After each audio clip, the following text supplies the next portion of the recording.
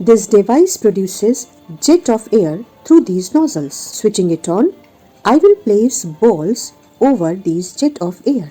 Observe motion of the ball. Not only it is stable over the flow of air, it also performs a spinning action. Magnus effect is phenomena behind this observation.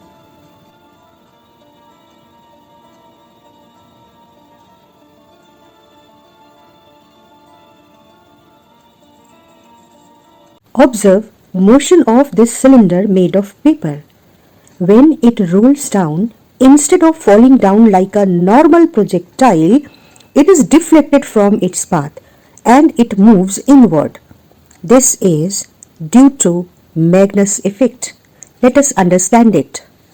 Magnus effect is another magical application of Bernoulli's theorem. What happens when a spinner throws his ball? Let us consider this example to understand Magnus effect. Actually, he gives spin to the ball. Along with the translational motion through his throw, he gives spin to the ball. अब इस spin से क्या होता है? जब spinner इस ball को throw करते समय एक हल्का सा स्पिन भी दे देता है, तो अब बॉल आगे भी जा रही है और स्पिन भी कर रही है।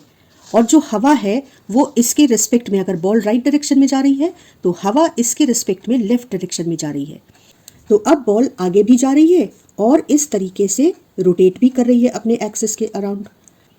उससे होता क्या है, इस साइड में बॉल का मोशन है और एयर का मोशन है वो ऑपोजिट है। तो यहाँ पर बॉल की सरफेस और एयर के बीच का फ्रिक्शन इस कांटेक्ट में जो एयर है उसकी स्पीड को कम करता है, जबकि इस साइड में जो एयर का मोशन है और बॉल के स्पिन की वजह से यहाँ पर जो बॉल की वेलोसिटी है वो सेम डायरेक्शन में है।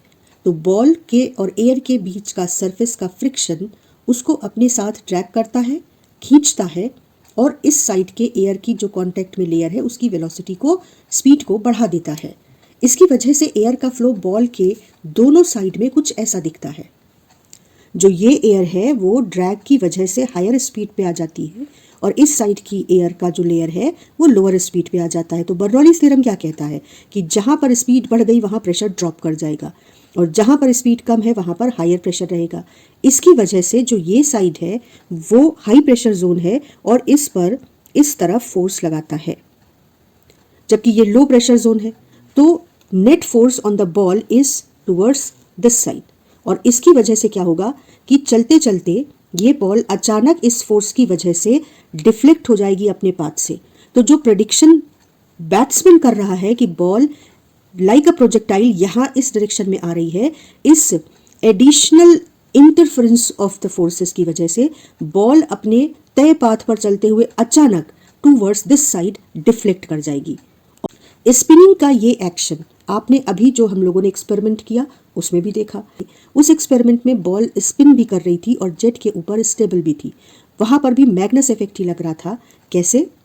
जब हम बॉल को एयर जेट के ऊपर प्लेस करते हैं तो सिमिट्री नहीं होती है। मान लो कि राइट साइड में एयर का फ्लो ज़्यादा है और लेफ्ट साइड में एयर का फ्लो कम है, तो बॉल राइट साइड्स की एयर के फ्लो की वजह से अगर इस तरफ जाने की, निकलने की कोशिश करेगी तो higher air flow low pressure zone create कर देगा और less air flow towards the left high pressure zone create कर देता है और वापस बॉल को एक फोर्स लगता है राइट साइड से और ये जेट में अंदर धकेल देता है। ये प्रेशर का ये डिफरेंस बॉल को एक टॉर्क भी देगा जिसकी वजह से बॉल स्पिन करने लगती है। अब मान लो कि बॉल ने राइट साइड में पुश एक्सपीरियंस किया और राइट साइड में शिफ्ट हुई, तो एयर का फ्लो लेफ्ट साइड में बढ़ जाएगा और राइट साइड में कम हो जाएगा। इससे यहाँ पर लो प्रेशर और यहाँ पर हाई प्रेशर जोन क्रिएट हो जाएगा और इस साइड से जो फोर्स है वो बॉल को वापस अंदर की ओर धकेल देगा और इसको ये एक स्पिन एक्शन भी प्रोवाइड कर देगा। तो बॉल एयर के जेट पर स्टेबल भी थी और स्पिन मोशन भी कर रही थी। ये स्पिन मोशन उस बॉल का ज़्यादा होगा जिसकी सरफेस रफ होगी और उस बॉल का कम होगा जिसकी सरफेस स्मूथ होगी।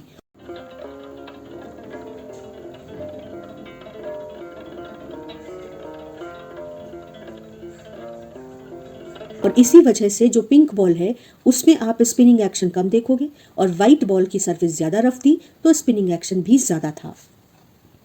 अगर हम जेट के नोजल को ऑब्लिकली भी बॉल के ऊपर डालें तो भी बॉल काफ़ी समय तक स्टेबल रहती है।